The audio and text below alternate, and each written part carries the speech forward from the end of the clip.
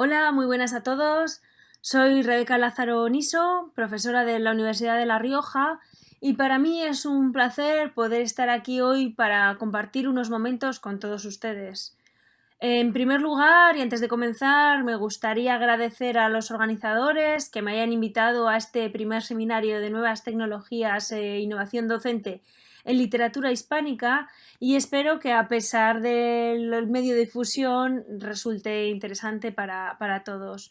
Mi ponencia responde al título de la funcionalidad de las nuevas tecnologías de la información y de la comunicación en la enseñanza de la literatura, aplicación y bases metodológicas.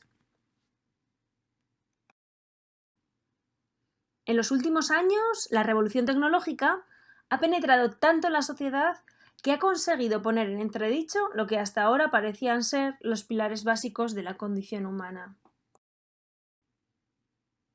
Su injerencia en todos los campos relacionados con el hombre, como ser eminentemente sociabilizador, supone seguramente la evolución más radical como especie desde la aparición del Homo sapiens hace millones de años. En el plano de sus relaciones sociales, ha modificado notablemente nuestro modo de relacionarnos, de comunicarnos y por ende de investigar y aprender y adquirir conocimientos y destrezas. En esta era digital, los códigos de comunicación están en continua transformación y gracias al desarrollo de las nuevas tecnologías han surgido en el panorama educativo nuevos entornos de aprendizaje que dejan de lado el aprendizaje meramente textual para complementarlo y centrarse en uno de carácter hipertextual, que permite una red de conectividades y asociaciones que convierten a ese hipertexto en una herramienta plurisignificativa con un amplio abanico de posibles aplicaciones. Justamente este posibilismo hace que los contenidos se reciban de una manera muy diferente, pues el prisma que ofrecen de posibilidades cognitivas dotan al hipertexto de una inagotable fuente de conocimientos básicos y complementarios. Esto, por supuesto, determina un cambio en todas las esferas que guardan relación con este cambio radical y señala la necesidad de realizar cambios sustanciales a la hora de enseñar, que afectan tanto a los roles que vienen desempeñando hasta ahora tanto los docentes como los discentes, afectados por un orden creciente de responsabilidad en sus respectivas tareas, que se pueden resumir en la adquisición y asentamiento de nuevos modelos de actuación. Pues los primeros deberán afrontar ahora nuevos retos que les permitan moverse sin dificultad por escenarios de aprendizaje desconocidos hasta el momento y mantener una predisposición muy receptiva a las nuevas tecnologías de la información y la comunicación, además de tener conciencia de que son un instrumento integrador del conocimiento en el aula. Será el docente quien desempeñe un papel clave en esta nueva misión y, por lo tanto, sin necesidad de ser un experto en nuevas tecnologías, debe formarse adecuadamente para ello y estar capacitado para integrarlas en el aula de una manera satisfactoria y armónica. Como punto de partida, matizaré la diferencia entre las TIC, las TAC y las TEP, pues muchas veces pueden llegar a la confusión. Las TIC, como tienen en pantalla, son una herramienta digital. Sirven para aprender sobre tecnología y se vinculan directamente con las Personal Learning Network, que son las redes personales de aprendizaje. Mientras que las TAC sirven para aprender con la tecnología y se relacionan directamente con los Personal Learning Environment, que son los entornos personales de aprendizaje. Con su buen uso y aplicación, se puede conseguir que los alumnos desarrollen y consoliden habilidades y recursos para la resolución de sus propios problemas. Todo esto incide de manera directa en la diferenciación básica que se debe establecer entre las dos herramientas. Nos alerta claro sobre la necesidad de su complementariedad en el aula, pues un uso no inclusivo de las TIC y de las TAC, por ejemplo, comprometería la calidad del aprendizaje, que dejaría de ser efectivo al estar sustentado solo en una parte de los elementos digitales fundamentales. Es necesario, por tanto, dar un paso más y aplicar técnicas de enseñanza digital que exploren las energías derivadas de la necesidad o de la necesaria imbricación de las TIC y de las TAC. En este sentido, la importancia en el aprendizaje de las TAC es incuestionable y su necesaria vinculación con las TIC, pues la clave reside en que la comunidad educativa, como he señalado en alguna otra ocasión, enseña a nuestros alumnos a procesar bien toda la información que reciben a través de sus lecturas y en mostrarles diferentes herramientas multimedia, como veremos después, ¿no?, que puedan servirles de apoyo.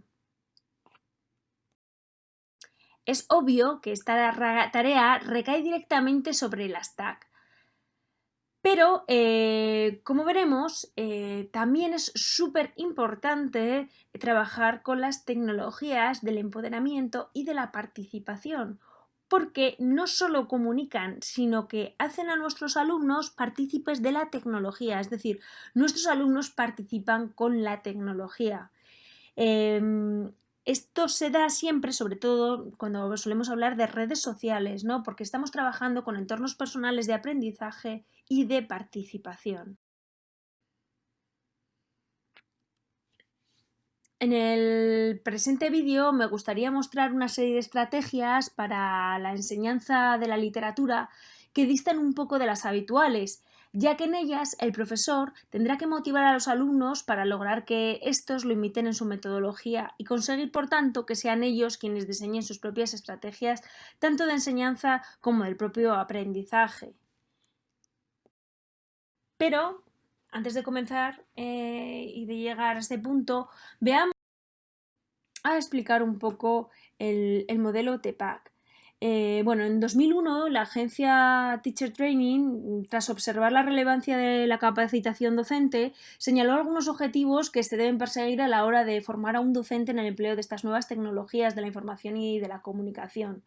Entre otras, destacó la necesidad de mostrar cómo utilizar las nuevas tecnologías para enseñar a toda la clase en su conjunto, ¿no? Cómo usarlas, cómo incluirlas para planificar una lección y, sobre todo, lo más importante, ¿no?, y desde la perspectiva del docente también, cómo organizar, cómo elegir estos recursos TIC de forma más idónea. Y también cómo evaluar el trabajo de los alumnos cuando han empleado estas nuevas tecnologías, ¿no?, que es realmente interesante. Además de conseguir que el docente esté actualizado, ¿no? Tiene que saber cómo usarlas, pero tiene que mantenerse actualizado, compartir sus prácticas y por ejemplo, llegar a ponerlas en común con sus compañeros, ¿no? Como se ha puesto de manifiesto, se hace totalmente necesario realizar cambios sustanciales en estas estrategias de enseñanza de la literatura que veníamos llevando a cabo hasta ahora, ¿no? Van a afectar sobre todo a los roles que están desempeñando los docentes, también a los discentes, pero en lo que a nosotros nos interesa ahora es sobre todo a los docentes, ¿no? El aumento de una creciente responsabilidad que lleva de una manera implícita a un activo intercambio de los roles tradicionales es uno de los elementos configuradores de una nueva forma de aprendizaje mediatizada por el fuerte impacto de la tecnología.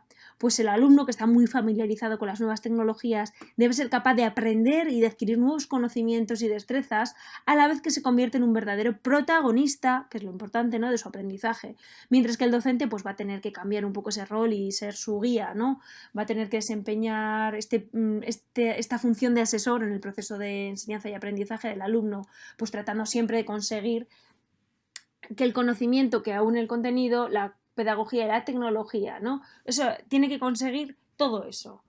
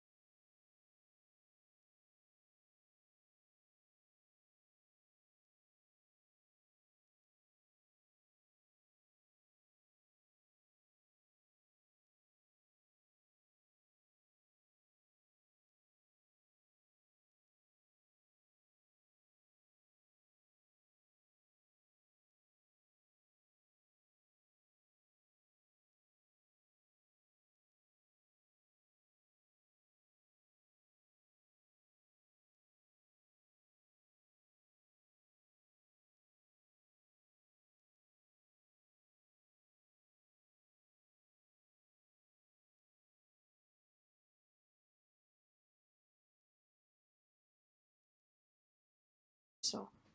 Tiene que conseguir transmitir un contenido gracias a una pedagogía y a la tecnología, ¿no?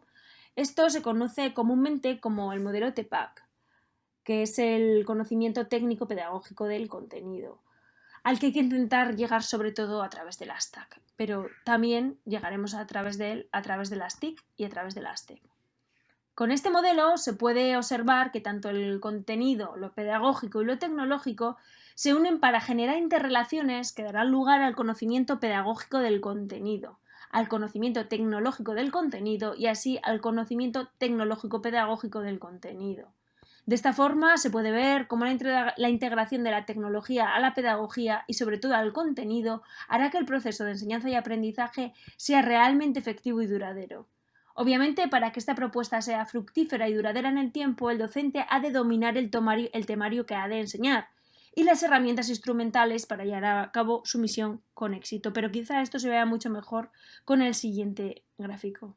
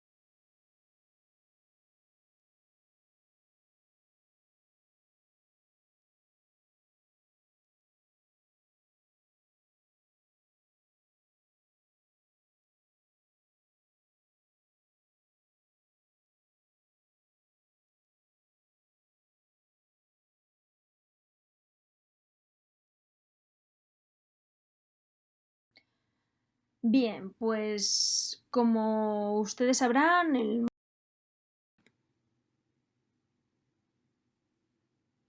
Bien, sin más dilación, paso ya a hablar sobre las metodologías empleadas para la enseñanza de la literatura. Voy a presentar una serie de metodologías más o menos novedosas que son idóneas para la enseñanza de la literatura a cualquier nivel. Aunque, claro, ahora en esta ocasión he seleccionado aquellas que estimo más interesantes para trabajarlas en la enseñanza superior, véase un posgrado o véase en un grado, ¿no? Voy a definir siempre lo mismo, ¿no? Voy a seguir el mismo método, voy a definir grosso modo cada una de ellas simplemente para recordar en qué consiste. Y es que realizar un análisis a fondo merecería prácticamente una conferencia para cada metodología. Finalmente me centraré, he dejado para el último lugar el aprendizaje basado en la investigación, ya que es en el que me quiero centrar un poquito más, ¿no? Simplemente lo he dejado para el final por eso. Pasamos ya con la primera. La primera es el aprendizaje basado en proyectos. Bien, el aprendizaje basado en proyectos es un conjunto de tareas de aprendizaje basado en la resolución de preguntas o de problemas que van a implicar al alumnado en el diseño y planificación del aprendizaje, en la toma de decisiones y en el proceso de investigación, dándoles la oportunidad de trabajar de manera relativamente autónoma, ¿no? Durante la mayor parte del tiempo, y va a culminar con la realización de un producto final presentado ante los demás, véase un proyecto, ¿no? Es decir, los alumnos tienen que realizar un proyecto y para eso seguir paso a paso una serie de pautas. El ejemplo que les he puesto aquí podría ser, por ejemplo, crear un museo de un referente literario, por ejemplo, ¿no? Entonces los alumnos tendrían que llevar a cabo este proyecto, que no simplemente va a consistir en recopilar material, sino que van a tener que tomar un montón de decisiones para que el producto final sea exitoso, ¿no? En segundo lugar, presento la metodología del aprendizaje basado en problemas. Se trata de una estrategia pedagógica en la que se les va a presentar a los alumnos un problema, iniciando un proceso de investigación que les va a llevar a buscar posibles soluciones a la situación planteada. Los alumnos, para resolver dicho problema, tienen que conseguir, además del aprendizaje de los contenidos que requiere la materia, ¿no? O sea, además de tener esos conocimientos previos, van a tener que ser capaces de elaborar un diagnóstico de sus propias necesidades de aprendizaje, tienen que saber qué saben, qué no saben, qué tienen que aprender, tienen que comprender además la importancia de trabajar cooperativamente, desarrollar habilidades de análisis y síntesis de información, por ejemplo, ¿no? Bien, ¿qué actividad se puede realizar? Pues bueno, yo creo que cualquier actividad relacionadas con la anecdótica, con la crítica textual, pueden resultar perfectas, ¿no? para este tipo de metodología.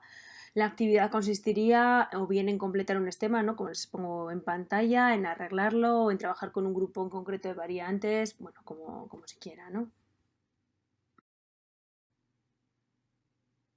La metodología del aprendizaje basado en retos, yo creo que puede también resultar muy interesante para nuestros alumnos a la hora de aprender literatura, ya que se trata de un enfoque pedagógico que va a involucrar activamente al estudiante en una situación de una problemática, en esta ocasión real, ¿no?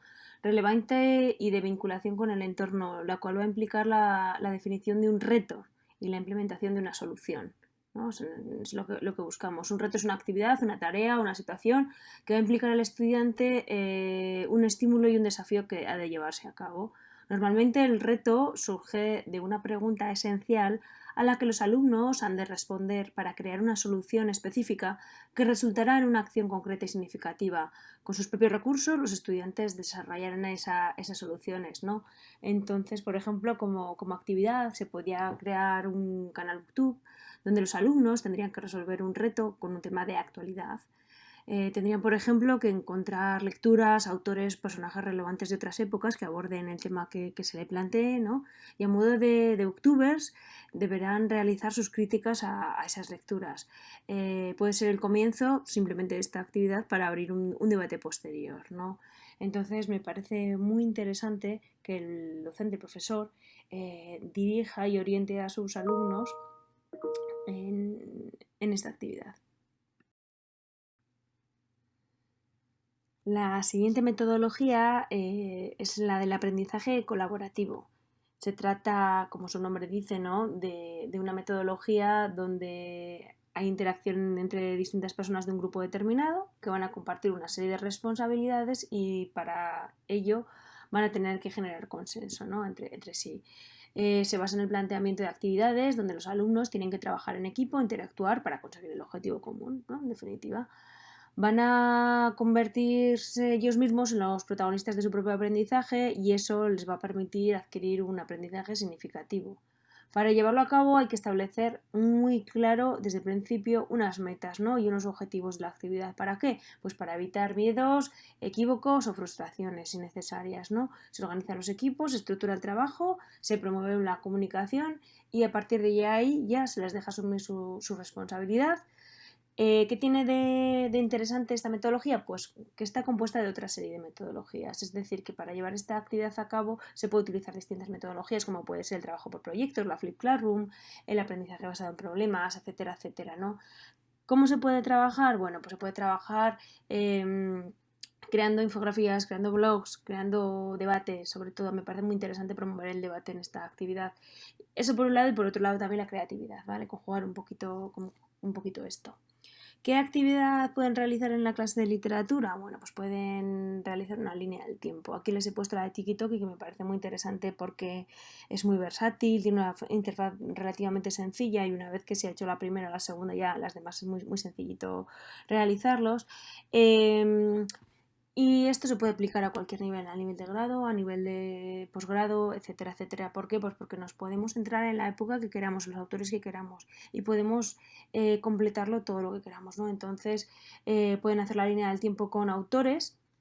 Dentro de cada autor, pinchando, se pueden insertar hipervínculos, se puede insertar un vídeo con su biografía, pueden grabarse un videopoema de ese autor, pueden recitar sus textos o pueden recoger su producción más relevante. Es decir, dentro de cada imagen pueden introducir muchas más, ¿no? Entonces, yo creo que es un ejercicio muy completo que les puede ayudar a interiorizar el contenido y que puede resultar bastante interesante para su formación.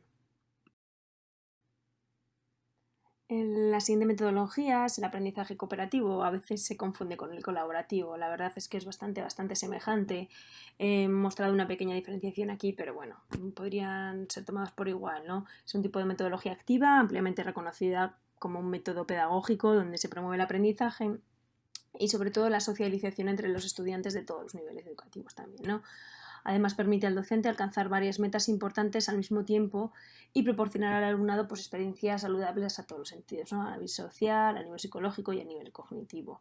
Va a favorecer la interacción, como sucedía antes, y se utiliza de modo genérico para referirse a un grupo de procedimientos de enseñanza, que como he dicho antes es un compendio de varias metodologías, ¿no? Sí que se parte también de un grupo, de un equipo heterogéneo, donde los alumnos van a trabajar conjuntamente de forma coordinada para resolver tareas académicas y poder profundizar todo lo que quieran, ¿no?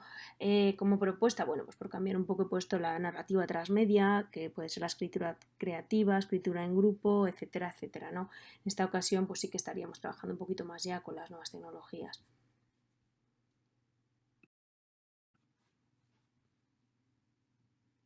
La metodología de Visual Thinking consiste en volcar y manipular ideas a través de unos dibujos simples y que sean muy fácilmente reconocibles.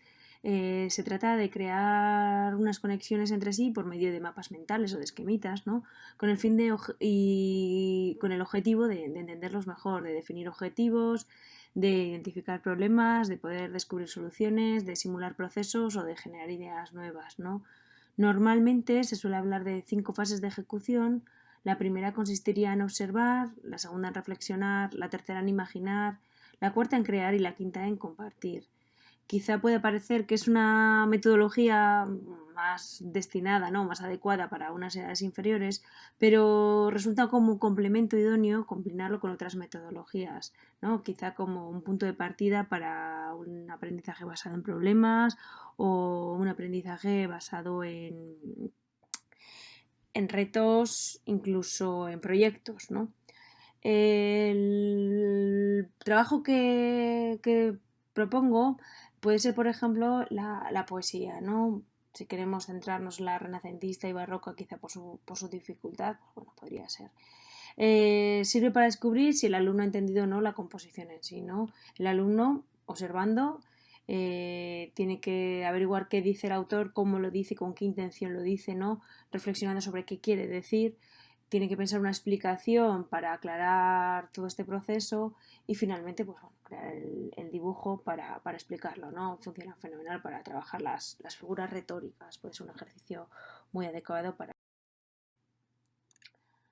La ludificación es otra metodología, también se puede llamar gamificación, pero parece ser que bueno, pues por la raíz en español y demás estamos utilizando ludificación para integración de elementos y mecánicas tanto de diseño como de funcionamiento propios de los juegos en contextos no lúdicos y el término de gamificación para lo que tiene que ver más con el gaming y con los entornos virtuales, ¿no?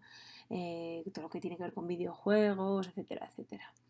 En definitiva, bueno, la finalidad es aprender, potenciar la concentración, el esfuerzo y otros valores positivos que tienen en común los juegos, ¿no? Pero realmente lo importante es el papel que juega la motivación intrínseca, que va a llevar consigo autonomía, competencia y el propósito, sobre todo, ¿no? Se pueden aplicar de diferentes formas, ¿no? De infinitas formas que ya se han hecho desde siempre, ¿no? Pero bueno, por centrarnos en este apartado, con este tipo de alumnado de educación superior, vamos a realizarlo para hacer la evaluación. Entonces, hay muchísimas aplicaciones. Vamos a quedarnos, por ejemplo, con Kahoot, con Socrative o con Quizlet para estimular al alumno y realizarles, pues, bueno, pues a la hora de preguntarles o de realizar un examen o quizá ahora que las circunstancias nos obligan a utilizar los ordenadores para realizar las evaluaciones, pues bueno, se podría utilizar cualquiera de estos programitas, que sí que es verdad que por el factor del tiempo, la motivación, etcétera, etcétera, resultan muchísimo más atractivos que hacer un examen al uso. Además, nos permite también controlar un poco más, pues por ejemplo, con Socrative es muy fácil realizar una evaluación y saber si el alumno está copiando o no está copiando, etcétera, etcétera.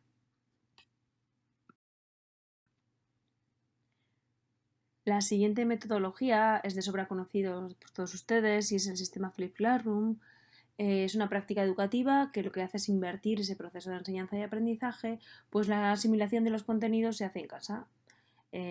¿Cómo se hace? Bueno, pues mediante el visionado de distintos materiales audiovisuales que el docente se encarga de crear y así en las horas de clase lo que se hace es trabajar de manera cooperativa, ¿no? Se dedica para las prácticas. Bien, este sistema se puede realizar de muchas formas, ¿no? Para enseñar literatura, precisamente lo que se le puede mandar al alumno es que sea él el que elabore esos vídeos. Entonces estaría adoptando el rol de profesor. Él es el alumno que está creando esos contenidos para transmitir. O simplemente se puede aplicar como tal y llevarse a cabo en el aula. La siguiente metodología tiene por nombre el aprendizaje basado en el pensamiento, pero también se le conoce como pensamiento crítico. Tiene a Robert Schwartz de la Universidad de Harvard como creador. Su filosofía es la de infusionar la enseñanza del pensamiento con destreza en la enseñanza del contenido estándar. Quizás sea una de las metodologías activas más populares en el entorno educativo actualmente, gracias a su utilidad para incentivar en el alumnado la capacidad de efectuar un aprendizaje más consciente y profundo que cambia totalmente la manera en la que aborda la información recibida, ¿no? El alumno se sitúa en el centro de su propio aprendizaje y tiene un papel activo en esa adquisición de nuevos conocimientos. Se recomienda construir un mapa de pensamiento explícito, se estructuran grupos colaborativos y se trata de compartir ideas internamente en el aula con el profesor que es el guía, ¿no? Se hacen preguntas abiertas, se pone en práctica todo aquello que pueda hacer al alumno pensar, ¿no? Nos interesa sobre todo para nuestro fin porque ayuda a tener más habilidades para tomar decisiones, para potenciar la creatividad necesaria a la hora de proponer ideas, para solucionar problemas y porque se mejoran las habilidades de análisis, clasificación y evaluación.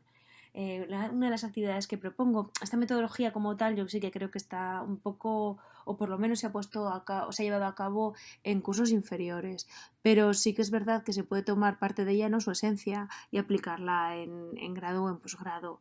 La actividad que propongo es la realización de una antología de texto con todo lo que conlleva, ¿no? Con todo el proceso de selección, de creación y de puesta en común con el resto de compañeros. El aprendizaje basado en investigación se puede decir que es una estrategia didáctico-pedagógica que permite a los estudiantes observar, analizar, reflexionar y resolver problemas. Es muy interesante que los alumnos empiecen cuanto antes a revisar textos, artículos, tesis doctorales, etcétera, etcétera, con el fin que sean capaces de analizar toda la producción de los últimos años antes de comenzar a realizar un trabajo de investigación, ¿no? Esta propuesta permite integrar el pensamiento propositivo, el estado del arte y la resolución de los problemas, apoyándose en las habilidades conductuales, procedimentales y actitudinales del estudiante universitario con la orientación del docente, ¿no?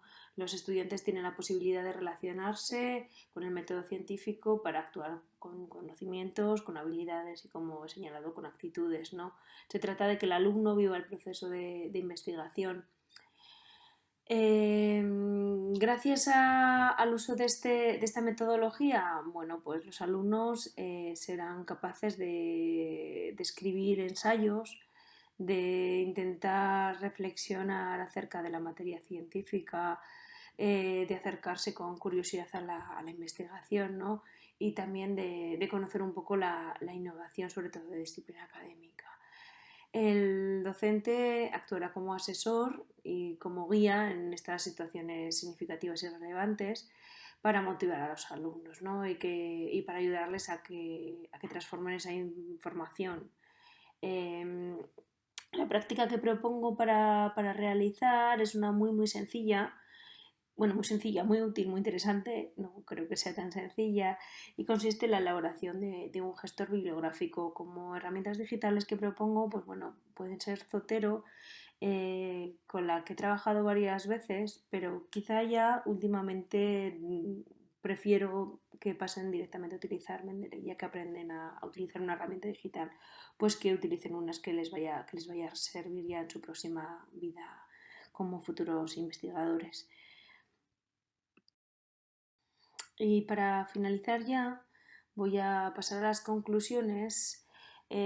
podemos ver que con cierta precisión, ¿no? Que después de haber señalado qué son las nuevas tecnologías de la información y de la comunicación, después de haber visto como un poquito más de detalle, ¿no? Qué son las TIC, qué son las TAC, qué son las TEP y cómo podemos aplicarlas a través del modelo TEPAC, podemos concluir que el uso en conjunto de todas ellas para la enseñanza de la literatura hará que el aprendizaje por parte del alumno sea efectivo y duradero. Como hemos podido ver, las últimas metodologías son en su mayor parte metodologías activas y resultan óptimas si se llevan a cabo a través de estas herramientas digitales, ¿no? Decíamos al principio que lo más importante es el contenido literario, ¿no? Si nuestros alumnos no tienen esos contenidos, todo carece de sentido.